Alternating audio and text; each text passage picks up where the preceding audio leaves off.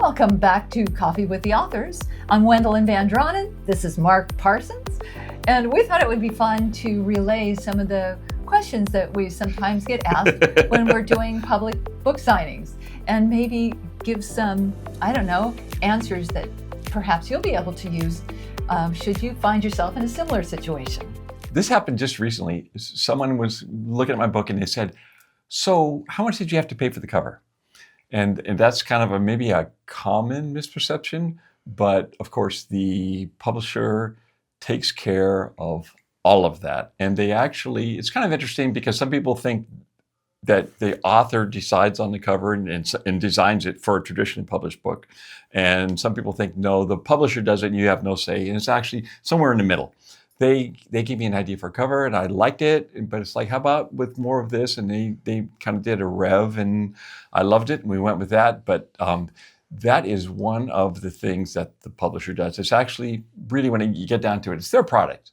You know, it's your author's name on it, but it's sold by whoever, by Penguin Random House or whoever, and it's their product, and they actually do all the cover design, and we basically write. So a question that I get asked a lot, because two of my books have been turned into movies. One became a Nickelodeon TV movie, and the other one became a Warner Brothers feature film. So people will ask, how do they get their book made into a movie? And really the answer is that a book that sells a lot will get the interest of Hollywood. So I would say that the first step in doing that would be to have a book that sells a lot. But I also get asked, why isn't your book a movie yet? Because I do have some books that are very popular that haven't become movies. And the answer is that, do you know how many stars have to align to have a book become a movie? It is a huge investment for the production company. You have to have the right talent available at the right time. Everybody's got to kind of align. And it's such a rare thing. So my answer to that is that, yeah, I think it'd be great to have other of my books turned into movies, but I've had two, and that's more than most people, and I don't want to be greedy. So it's not something that I have any control over, except to write the very best book that I can write and hope that it sells a lot of copies. Very similar to that, somebody recently asked me, well, so how do I get my books published in Poland? And it's like, how do you make that happen? And really, it's an easy answer, which is I don't make that happen. The foreign rights department of my agency makes that happen.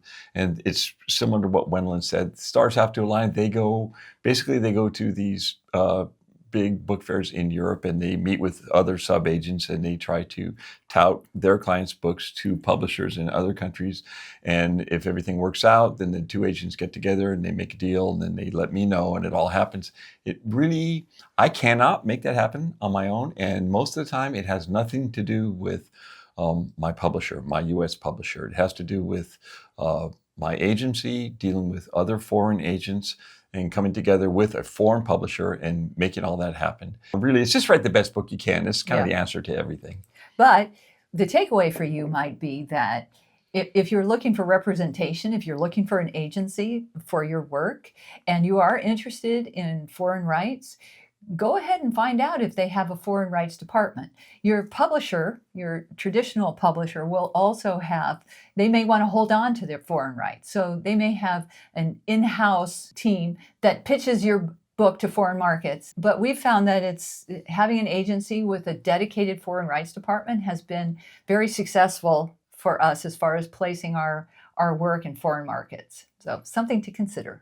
Another question that we often get asked, usually when we're doing a signing at Barnes & Noble, is, how did you get your book into Barnes & Noble? The answer is that we have traditional publishers, and traditional publishers can get their books into Barnes & Noble.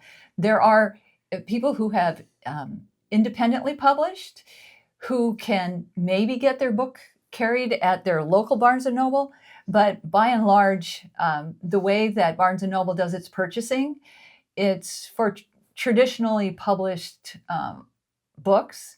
That's how you get your books into Barnes & Noble. Another one you'll get is someone will come up to you and ask you, basically, will you send my manuscript to your editor, right? Or This has also happened where they have a self-published book and they, will you send my self-published book to your editor? Those are two different questions, but really the answer is that's not the best way to go about it. Once in a blue moon, someone we know will send a friend's manuscript to their editor, and it never works out, and it usually takes as long or longer than kind of trying to submit yourself, because there's no magic. I send a manuscript to my editor. I have sent manuscripts to editors, my own manuscripts, where they're like, this isn't quite right for us at this time. So wait a minute. If I can't get my own manuscript published by my editor, do you think they're going to go, oh, Mark sent me this other manuscript from somebody he just met in a bookstore, I'm going to publish that? No, it doesn't work that way. And the issue with sending an already indie published book to an editor at a traditional house is, the thinking is usually that, okay, that book is already sold to its core audience. In other words, all your friends and family and dedicated fans, those people that are kind of the easy market, they've all bought the book if they're going to buy it.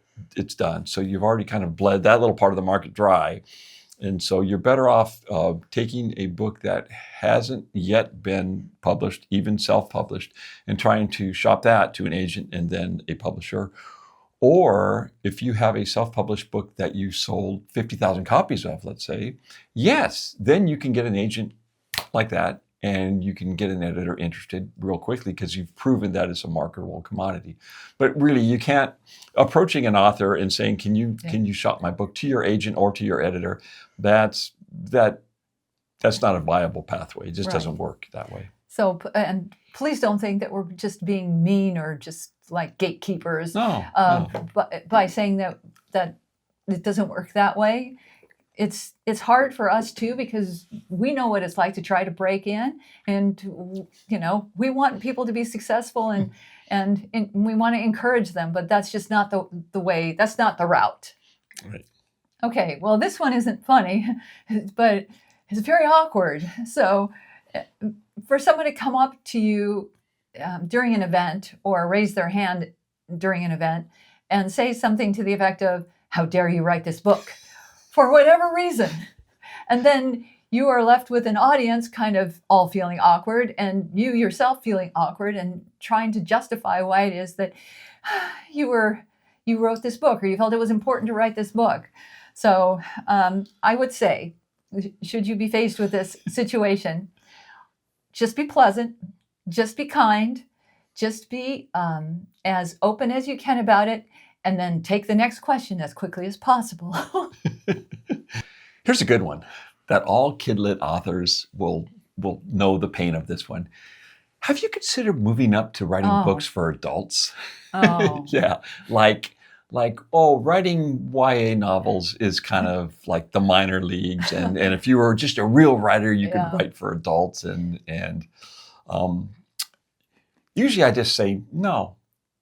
I like doing what I'm doing. Yeah. But what I'm thinking is that this person probably doesn't really understand the importance of children's fiction and how it can teach all kinds of things, including empathy and a bunch of other very important concepts at an early age. And it's actually, books are more impactful. It's like the younger the reader, the more impactful the book. I can remember times in my own life when I was a teenager and read a book that kind of changed my life.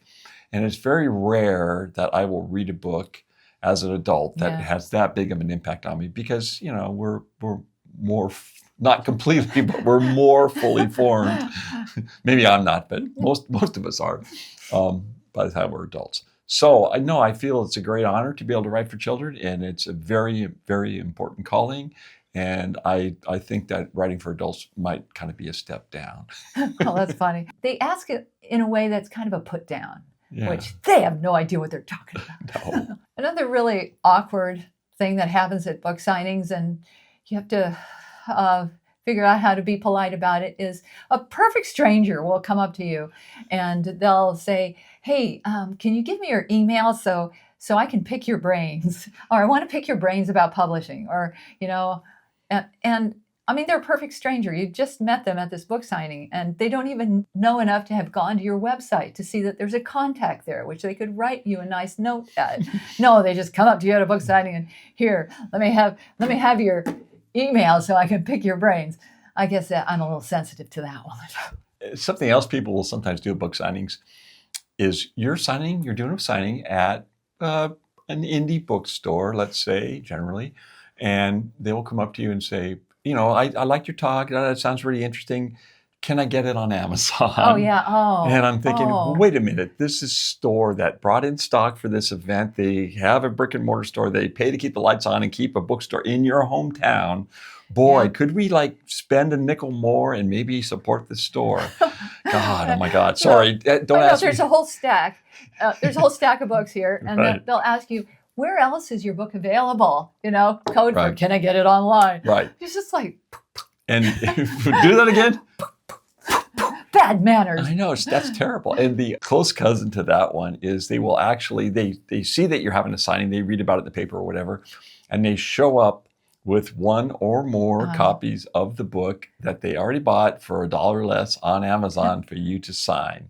So I would just say, common sense and common decency says, if you go to an independent bookstore who has bothered to bring an author in to present and do an event, you should probably buy the book from Support the them, bookstore. yeah. So tell us, if you've ever had anything goofy happen at a book signing, put it in the comments because we'd love to hear. We'd love to empathize with Yeah. you. Meanwhile, Well, dream big, work hard, don't give up, keep a sense of humor. yeah, and keep writing.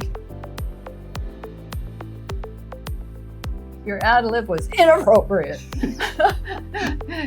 I'll be the church lady.